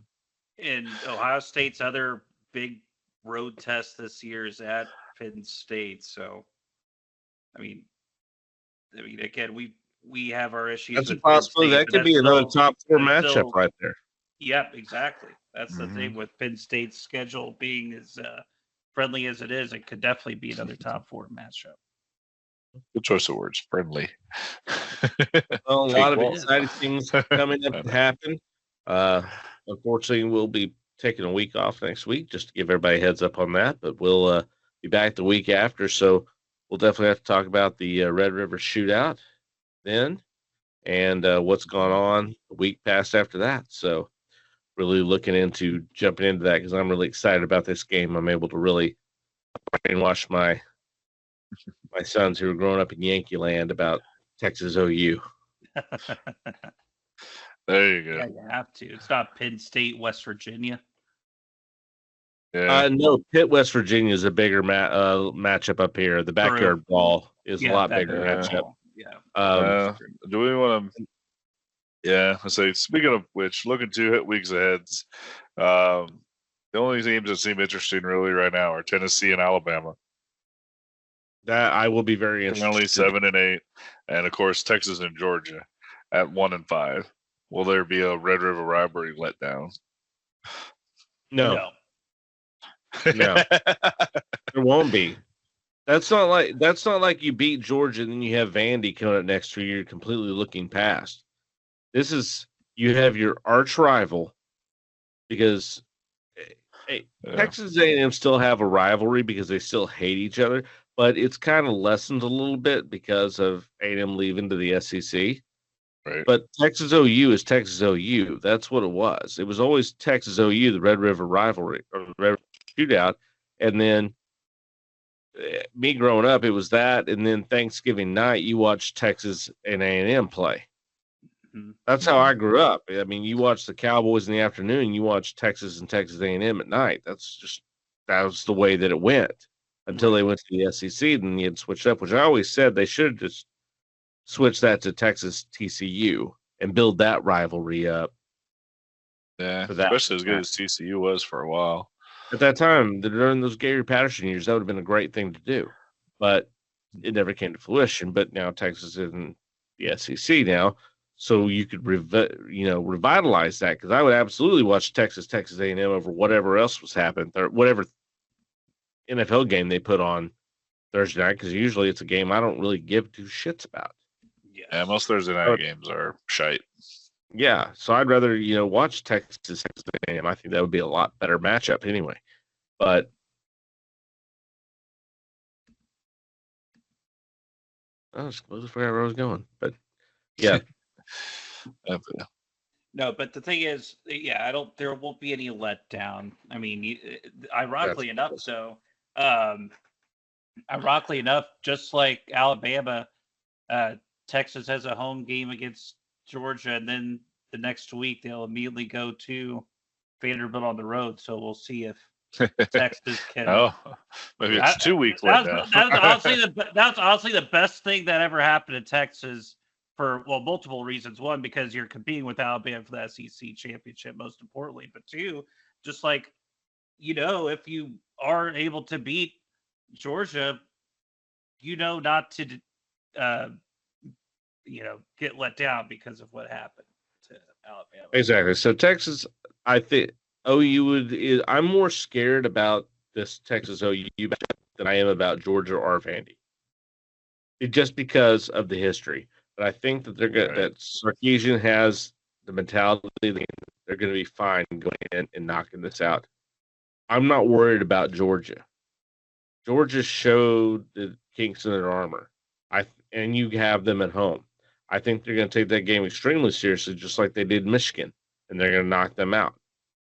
And because of, as Jeff just said, Vandy knocking off Alabama,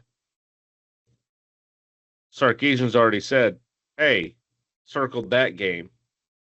Guys, Alabama beat Georgia and then completely looked past Vanderbilt. Look what happened to them. So now you're going to have a focused team going in through these 3 games. You hope, but yes, that's ideally what's on the whiteboard for him after that. Sarkisian's given us no reason to doubt that aspect of having his team prepared. Yeah, I mean, and I just, it's particularly after what happened with last year's game. I think Texas will. I think they'll kick OU's ass. And the only reason we're worried about is because we've seen too many times before where it looked like the favorite was going to do the same and they didn't do it. But I think this year is different. I like Texas big in this game. I think it's different as well. And they're 14.5-point favorites too, or 15-point favorites. So.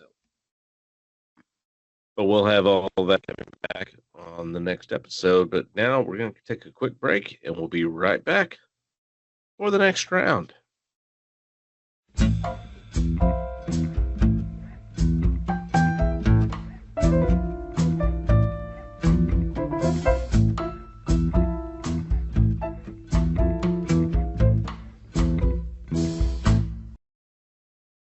And welcome back from the break as we're ready to get into the next round.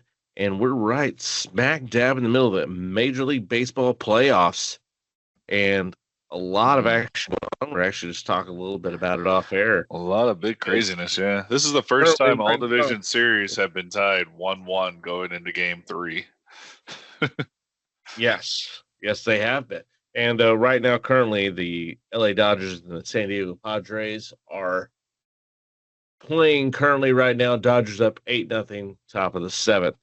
But everyone getting into the action today. Earlier today, Detroit able to get a 3-0 win over Cleveland, taking a 2-1 series lead in that contest. And Detroit, the 6th seed, going against Cleveland, the 2 seed.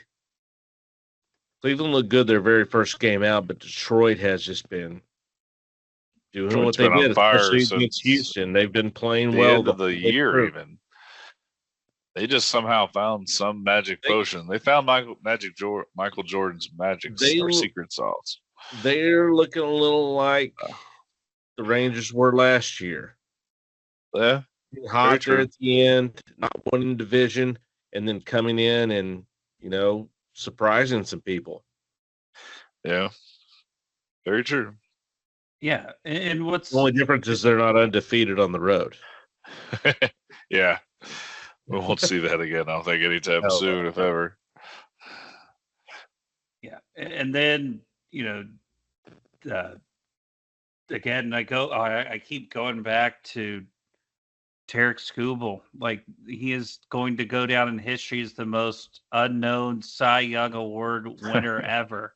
And I watched him pitch the other day. Oh, good grief! He is good. This guy is so damn good. Yeah, and His he stuff was is dirty. Yeah, and he was amazing in game 2. And tonight, it looked like that the Tigers were essentially giving up with their pitching strategy going into game 3. But then they're able to win 3-0 tonight.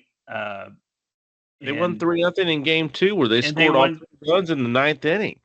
Yeah, and it's literally, Yeah, this is crazy. Like, I think me and Jeff were talking about it a little bit before we got started too. Like, this is how far the Central have come. They have 3 playoff teams now, with 2 of them looking like they may go on. And last year we were talking about, hey, can we make the rule where if you don't win 500 games or 500% of your games, we get to win the division or get in the playoffs, even if you're a division winner. Mm-hmm. And now this division has the Indians, Tigers, and Royals doing what they do. And the Guardians, sir, don't be racist. The Indians love it. They want the Redskins name back too. So, well, true. But yeah. No, it is very, very surprising that, as much ridicule as we've given the AL Central, that these teams have done so well. They've gotten so hot here, and Cleveland is looking at. They've got a lot of work. They have not scored a run since game 1, and it's not looking good for them here. Detroit is looking too hot. Not saying they're the team of destiny like the Rangers were last year, but they're looking pretty solid with that. Earlier also was the Yankees getting a 3-2 win, hard 3-2 win against Kansas City, and that gives them a 2-1 series lead in that series. The Will Smith World Series record is in jeopardy. He's on the Royals going for his 4th World Series team in a row. Exactly. Which is ridiculous. That's 4 different teams. 4 different teams. But I think this was a must-win game for New York tonight. I mean, they could not have, especially with Judge batting 2-1. under 100, I believe. Was for the series. Yeah. He's batted 100 for the series. He went 0 for 5 for tonight. He's not looked anywhere like he's has during the regular season, and the Yankees need that. They do. Yes. I mean, luckily they got other bats.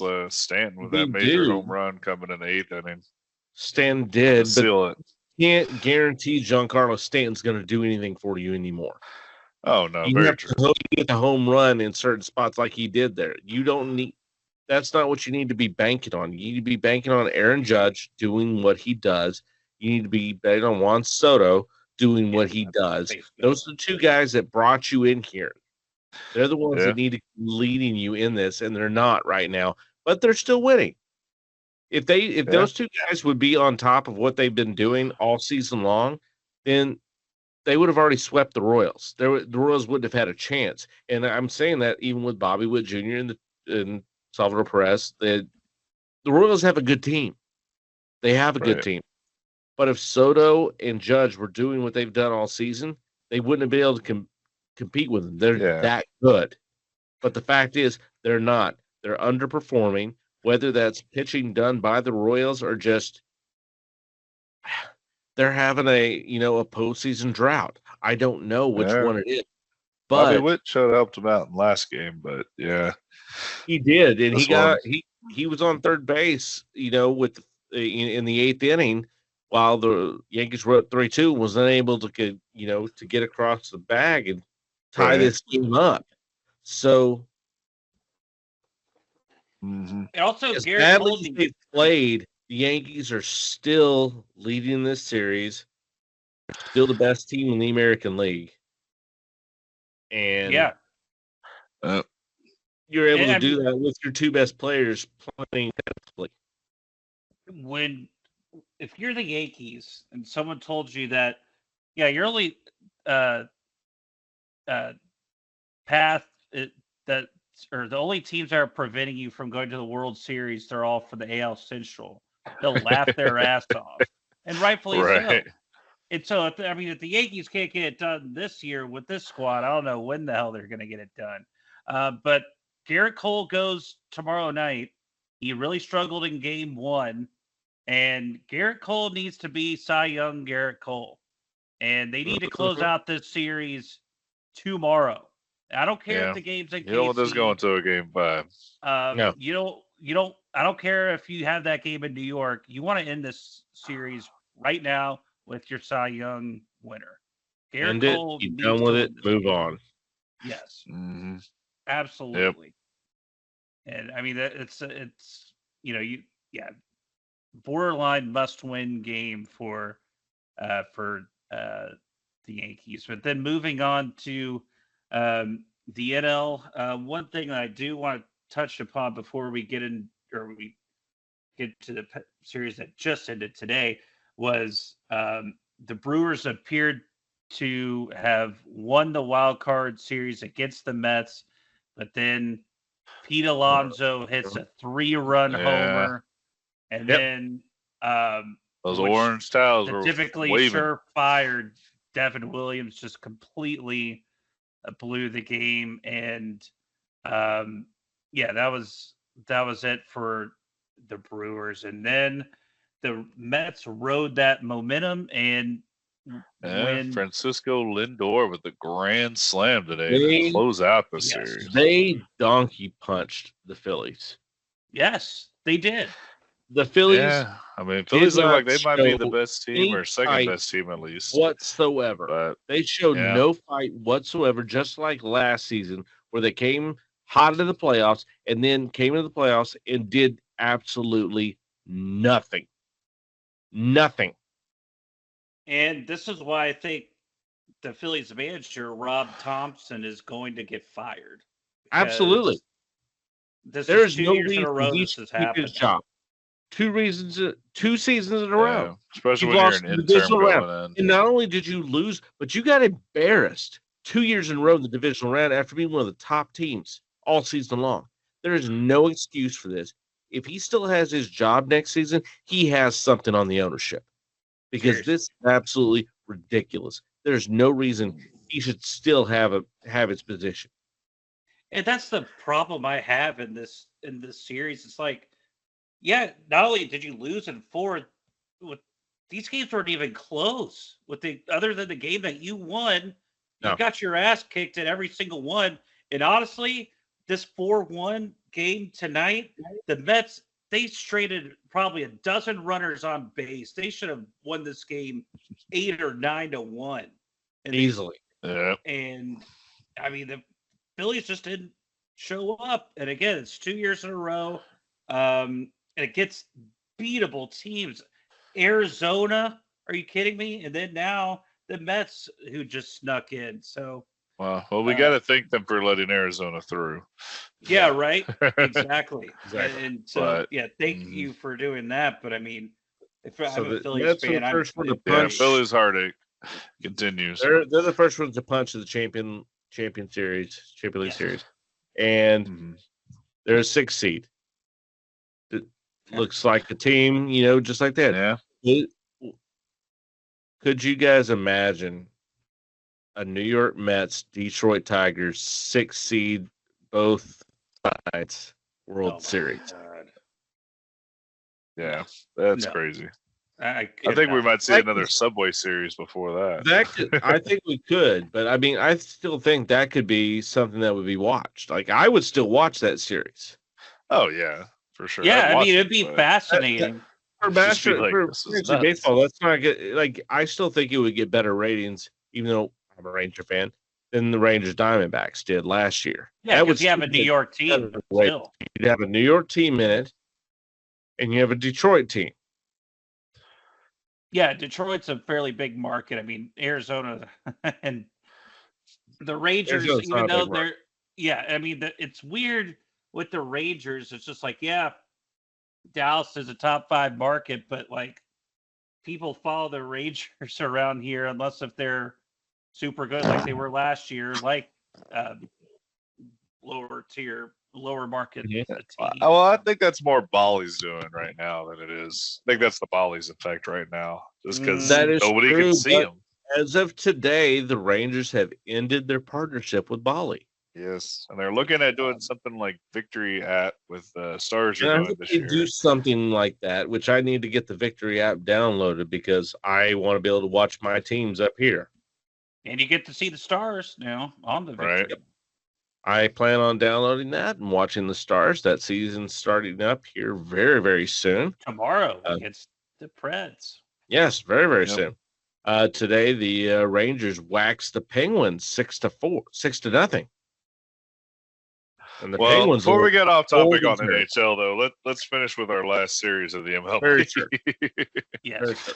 And so to Because me, there's a shellacking going on right now on the last one. Okay. and I think this is the most compelling series right now. The Dodgers are on the verge of tying the series, beating the Padres 8-0. Mhm. 2 horrible And starts a for literal one. Dylan Cease in this playoffs, or in this series rather. He got beat up really bad on Saturday, and then he got beat up even worse tonight. And it's really been a tale of, I mean, each game has been just, a blowout, really, with the exception of, I mean, again, last night, even though that game was 6-5, the Padres, the Padres started off that game 6-5, or 6-1 rather, and then there's a grand slam by the Dodgers in the third, and then all of a sudden no runs were scored the rest of the game, and then in game 1, the Dodgers beat them. Beat the Padres 7-5, but again, just sort of a back and forth game. You never really felt that San Diego had any kind of control. And then obviously the 10-2 game on Sunday night.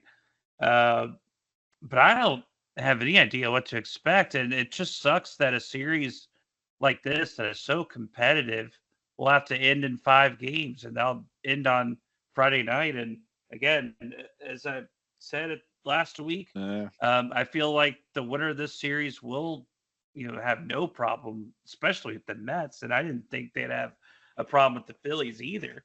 But the winner of this series, in my mind, will go to the NLCS. And I think if they face anyone else other than the Yankees, they'll win the World Series. Yeah, That's and the Dodgers have had disappointment a lot lately. Yeah. Was it 2 years ago we saw the Padres themselves beat them 3-1 in the NLDS after Dodgers had won game 1. Yeah, that's then like they the lost one good year the Padres actually had. Right. Then they lost the last year's NLDS as well. So, and also too, I mean, Dodgers really, are trying to break through. And the Dodgers, if you think about it, the only World Series they got out of this run that they've had was the COVID series. So, Yeah. I mean, you can't really even. Is that an asterisk? Sure it is. Hell yeah, it is. Hey, it wasn't an asterisk. Corey Seager won the MVP for that, though. Yeah. And his contract certainly reflected that, too. Well, tomorrow night, Thursday night, Detroit will be looking to knock out Cleveland. The Yankees will be looking to knock out Kansas City. And Friday night will be the final game between the Dodgers and San Diego, because unless there's a Herculean effort here in the next 2 innings being the top of the 8th right now. Right. San Diego is going to be losing 8-0. Not saying it couldn't happen, because it could happen, but Saying there's a chance. there's a chance. But Yeah. it Yeah. closes It's very, very quickly. mhm. Yeah. Uh, I think the Yankees in this. I think the Yankees in this series tomorrow night. I think Garrett Cole shows shows that he is the old Garrett Cole. I think he bounces back, and then as far as Cleveland, Detroit, it's just kind of a toss up on who Detroit's going to start. You really don't know. I mean, they could go a different number of directions, Yeah. but yeah, that's a little too close to call at this point. And it would appear that Tanner Bybee, who is the best pitcher that the Indians have, will be going in that game. Yeah. Well, I And think they've got to not start him the at that Indians. They're the Guardians. You racist. point. I You're the did it racist too. for saying it. You're like the white Caleb person that's Ball. more offended than the Native Americans.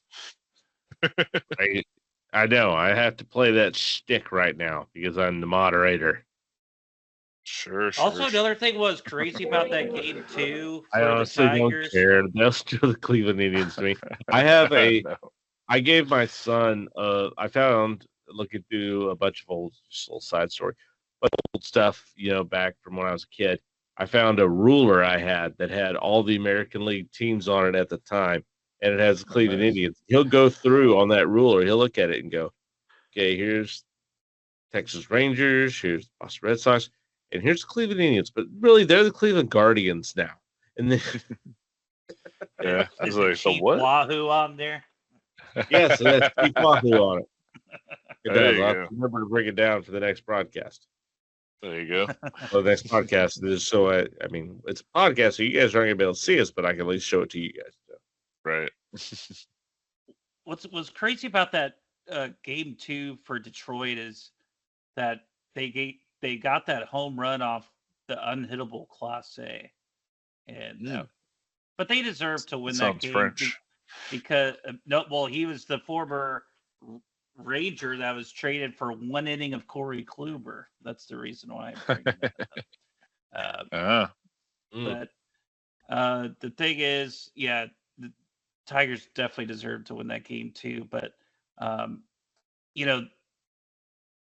just in general, these MLB playoffs have been really, really exciting. This has been a very I was a little down going into the MLB playoffs this year. Oh, me too. I love it I just had because no of the Rangers. expectations. Just because of the Rangers. And this Yeah. has been an exciting run. So here, before we go ahead and end this round, give me your picks. We already know the Mets are there, but give me your picks for the next 3 series. For the next 3 going in. Go. Lightning round. Don't think. Just go. I think I think the Tigers Guardian series, it's too even to the point where Guardians can win 2 in a row at this point. I think the Tigers I'm are going to Tigers. advance. Tigers are too hot though. Yeah, I'm not Tigers asking got an that one. explanation. Asking for teams. Go. Tigers. Yeah. Tigers. I'm I going to think give you the Tigers as Royals well. because I'll go Tigers and Royals to win the AL. And then you got Mets. I'm going to go Padres because I don't know if the Dodgers can finally push through. And 2 in a row. Yeah. right, Then I'll go, go go. Padres. I'm feeling the same way with Jeff on those. Padres to the World Series. And then I'm going to go Homeboy just because I feel more like it. Bobby Witt, Royals over the Detroit Tigers. So KC and Padres for the World Series. Woo. There you go. All right, Tigers, Yankees. Yankees beat the Tigers, and then the Dodgers beat the Mets, and I got the Dodgers and the Yankees in the World Series, which would be a dream come true for MLB. Yep. There's nothing more they You would. don't have to pick the love to World have. Series winner. Oh, I know. I'm Right. just saying that if the MLB, if they got the Dodgers and the Yankees in the World Series, They would I love mean, it. that would be the best thing that ever happened, even more than a Subway Series. Yeah. I'm going Yankees beating the Royals. Detroit's going to beat Cleveland. Yankees are going to beat Detroit. So Yankees will be getting the American League pennant. Dodgers, of course, are going to win tonight. San Diego is going to win the last game in LA. It's going to be San Diego versus the Mets. The Mets going to win. We're getting the Subway Series for the World Series. That's my call. So the Mets are that hot right now. That's a call. If the Dodgers are able to sneak it out against San Diego, I think the Dodgers will beat the Mets. But the Mets are playing hot. If San Diego, I think they can take the Padres. I do. I think they match up well against them. Fair enough. I really do. Alonso has been amazing at the bat and out in the field, and yeah, I just think the Mets need the Padres to win. They can't beat the Dodgers in a 7-game series. They can't do it. But the Padres, they have a chance to beat, and I think they have a very good chance to beat them. Yeah, and I don't think that the Padres rotation has looked particularly good so far in these playoffs, with the exception of Darvish. So yeah, Darvish looked amazing. Darvish looked like he did very beginning of his career. But yep, Subway Series, that's what I'm calling. And if it comes to that point, then I'll pick a winner at that point. I will also probably Yankees, but just because I think they have a better team. But Yankees Dodgers, I know who I'll be picking if that happens. if it's Yankees Dodgers, that's going to be a toss up at that point. Yeah. I think very true. Now I gave you that as my choice. Mm. In my heart, I want it to be Yankees Dodgers because I want to see that series. Yeah. As a baseball fan, I want to watch that. I think that's going to be an amazing series to watch. But I think San Diego's kind of got LA's number, and they built this team to beat LA. 100% they did. But they built the team to beat LA, not to beat anybody else. And that's where I think the Mets will get them. And you'd have to think that even though it's not official, that Darvish will be pitching Friday for San Diego. They should. There's no reason why he wouldn't. Right. They should. And if he looks like he did on Sunday night, then yeah, they probably will win that game. Well, there we have our picks, for the rest of the Major League Baseball playoffs. And we'll see if those come to fruition. We'll go ahead and take a break here. We'll be coming up with the last round here in just a moment.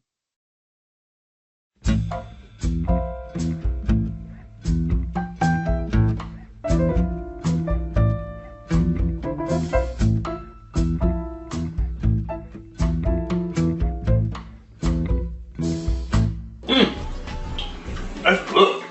That's good. Man, that's good. That's what you call gumbo.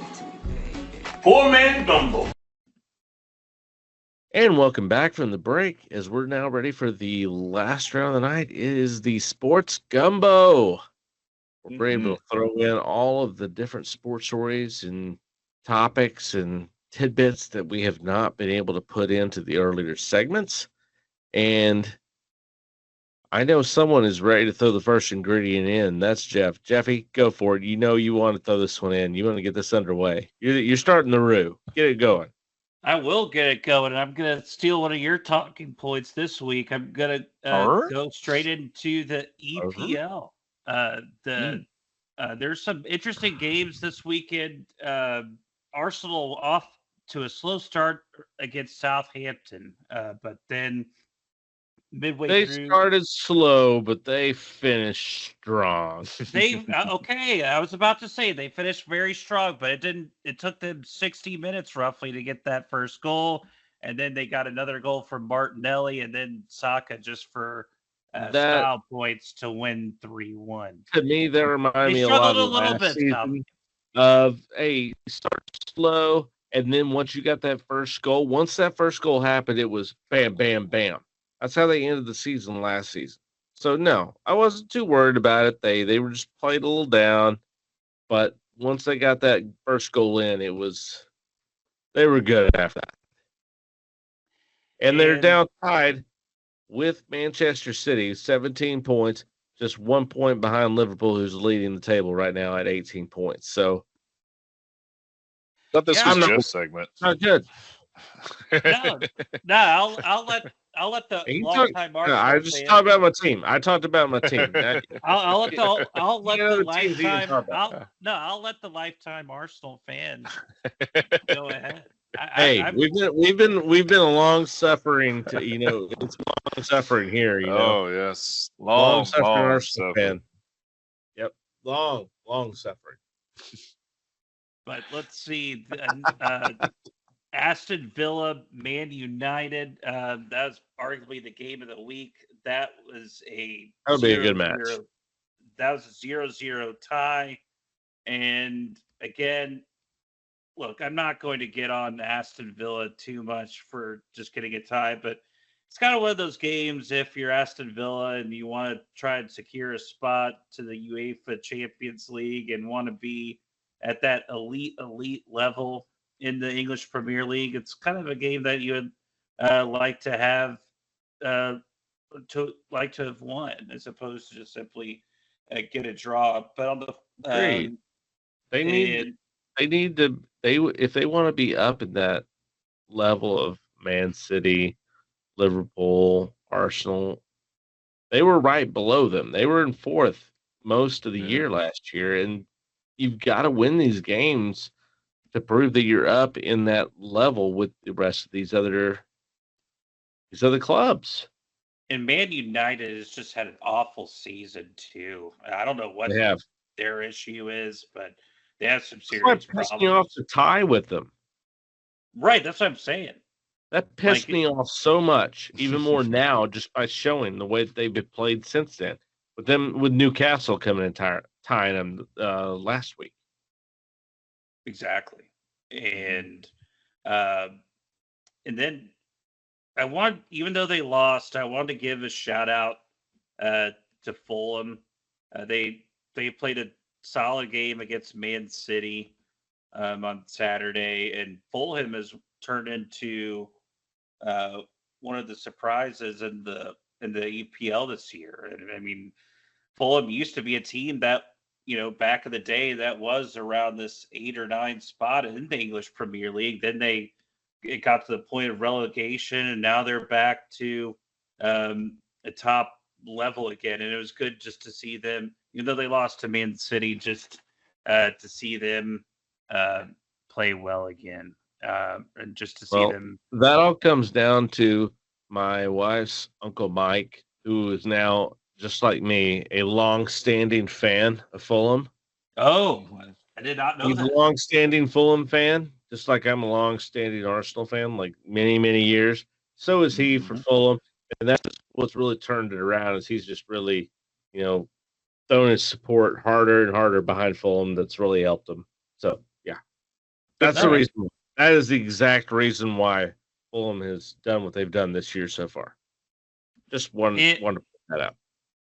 And let's see, and the Tree ties Chelsea, and the Tree was able to survive even with the red card. It looked like Chelsea would be able to take advantage of that late in the game, but they weren't able to cash in. So the Tree survives against Chelsea.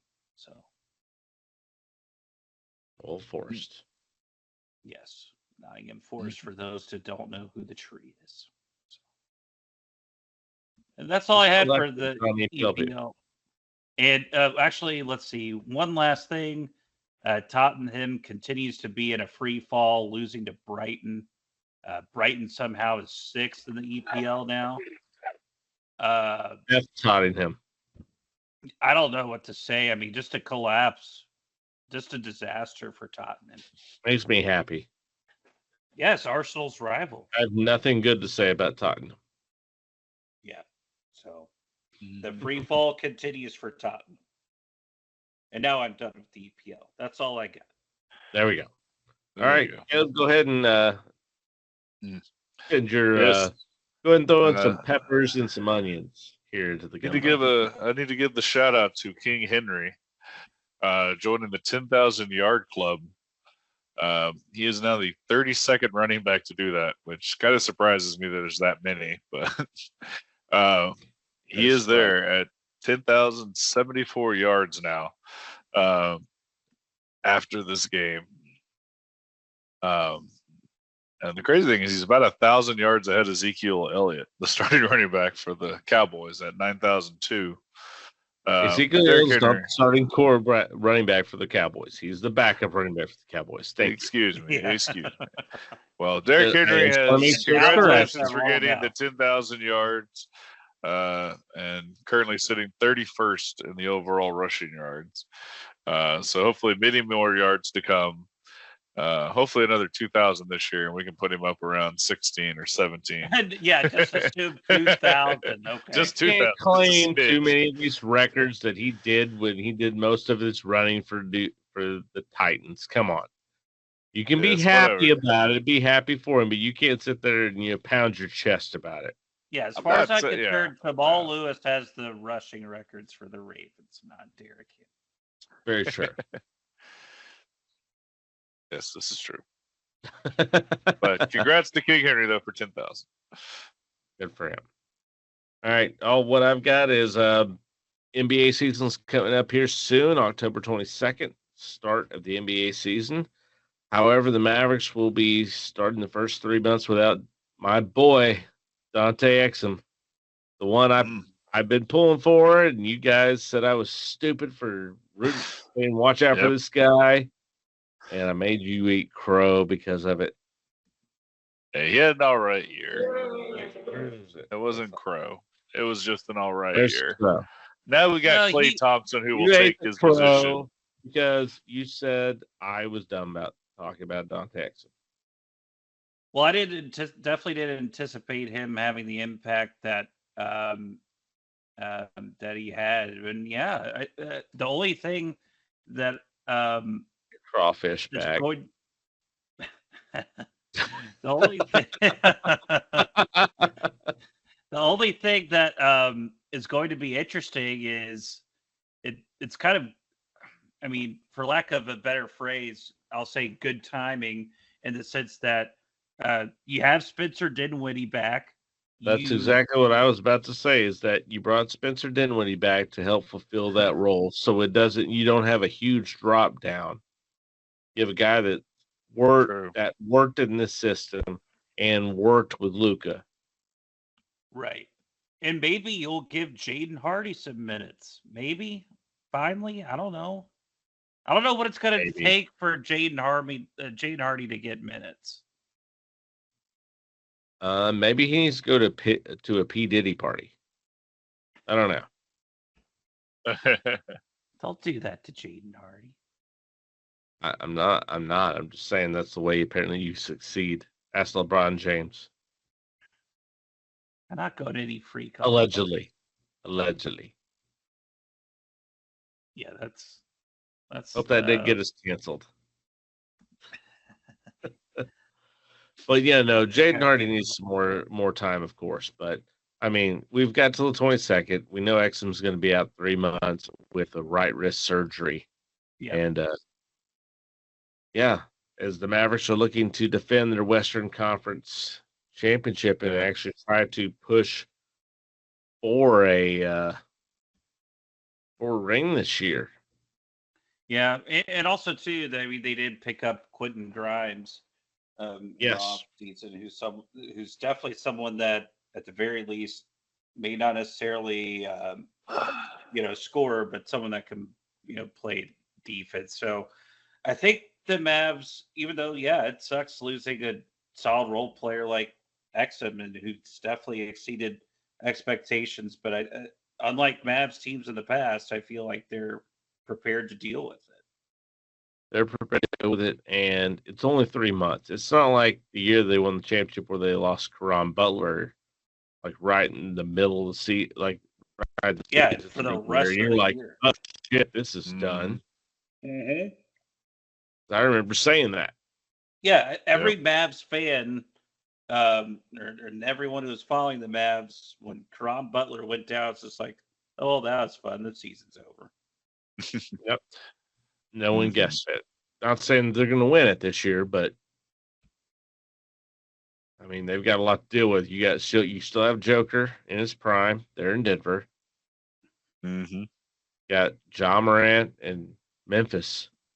I feel like Clay is going to be much more on this. I think Clay's going to be a big help in this aspect.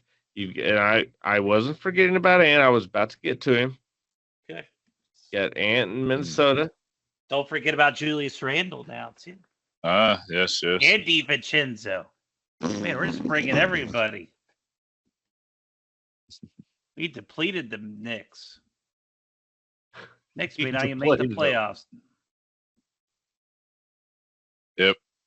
Very true. But yeah, you still have all that going on there. I mean, there's still good teams out in the West. So we'll see. I'm excited about this season. I'm going into the season excited. That's the best thing I can go for, because I have been this excited about an NBA season in the last couple of years. I've been hopeful, but I've been excited. Right. Yeah, and I mean, I think there's really no reason to, and again, I don't know what the order is going to be, but my belief is that the top four are going to be the same as the top four last year. I mean, I think it'll be Nuggets, Wolves, Thunder, Mavericks, and again, not necessarily in that order, but I don't really have any reason to believe why. There's no reason not to, and that's the thing is that be any different. 3 of those teams are the where the divisions? Southwest, Northwest. Nothing more worthless than the NBA divisions, by the way. Yeah, exactly. They just keep changing for another thing. Southwest, Northwest. So you got 3 teams in the Northwest and 1 team in the Southwest are the best 4 teams in the West. You don't have any Pacific teams. Right. You don't. I mean, the only team I think that could threaten out of the Pacific would be Sacramento. Yep. That's the only team, because the Lakers suck. They're fucking terrible. What they're expecting out of Bronny is not going to happen. He's set up for failure, which is funny. Phoenix is a dumpster fire. Oh my just God. like they were last year. That's the biggest dumpster fire there is Phoenix. Golden State is clinging on to a lifeline. And the Clippers, even though Paul George sucks, they needed him to be relevant. So I'm not worried about them at all whatsoever. And Portland's Portland. You don't have to worry about Portland. They're just there. They're just existing. The Spurs I think the Spurs will be better this year, but I don't think they're going to be pushing to get to a playoff. Right. I think people are really over evaluating a late in his career Chris Paul. Oh, well, I'm not even counting him at this point. I think what I would say the ceiling would be for the Spurs is if the ceiling would be just if they somehow snuck into the playing game as like a 10. Yes. No, if they sneak in the playoff game, in the playing game, and lose, that's still a winning season for the Spurs. 100%. Now, New Orleans has a lot to prove. A lot. I'm worried about New Orleans. I'm not scared of New Orleans. Oh, no, that's what I'm saying. I'm not worried about New Orleans at all. I'm worried about New Orleans in the sense if I'm a New Orleans fan, because I don't. Gotcha. I don't buy any stock in New Orleans right now. No. In the East, Boston is Boston. Milwaukee has to stay healthy if they have a chance. They're the only ones I think that have a chance against him. Philly, I just don't think they can do it. They haven't proven it yet, so there's no And reason when is to believe in Embiid it. going to be healthy for more than 50 games? Exactly. And you brought in Paul George. Good. What is he going to be healthy the whole time? What the fuck are they doing? Like, I just They're reaching. They're reaching for straws. They're throwing shit against the wall to see what sticks. That's what they're doing. It's not going to work for them. Miami is Miami. They'll be in the top 4. And then you have the Bucks, as long as Giannis stays healthy, and Boston, which Boston is the team to beat. if I'm Boston in this Eastern Conference and don't make it back to the title game, that is a massive failure. Because I don't even see one remote threat to Boston at all. The only way I see Boston not making it back is severe injuries to Tatum or mainly Brown. Well, yeah. I mean, yes, If barring Brown, injury. if Brown tears his ACL or something happens that he's done for the season, they're not making it to the finals. Tatum cannot carry him by himself. Can't do it. No, I mean, really, I mean, as But we if Tatum discussed gets in the knocked summer, out, I wouldn't be surprised if Brown took them to the finals. yeah, 'Cause I mean, think as he's a we better player. discussed in the summer, Brown was the more valuable player for sure. And also another thing to keep in mind is, can Kristaps be relied upon, this long? And he already has an injury that he's dealing with already. So, He'll get yeah. injured. It will happen. They'll try to they'll baby him all year long, give him a little time here and there until they get to the playoffs. Yeah.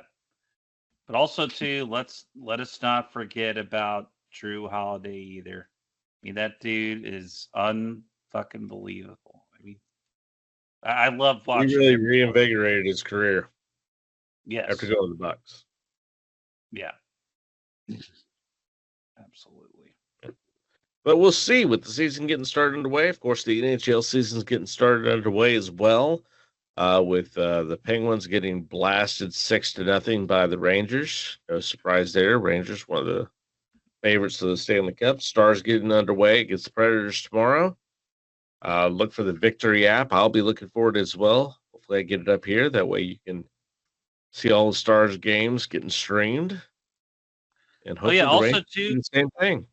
Yeah, also too, real quickly, the Utah Hockey Club get their win. Why they couldn't change their name this year? Why do they have to wait till next year to change the name? I have no fucking They idea. haven't decided on it yet. That's the reason why they haven't picked the name.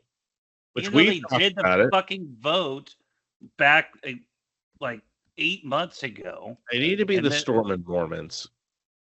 They need to be the Storm and Mormons or the Yeti or the Blizzard or something.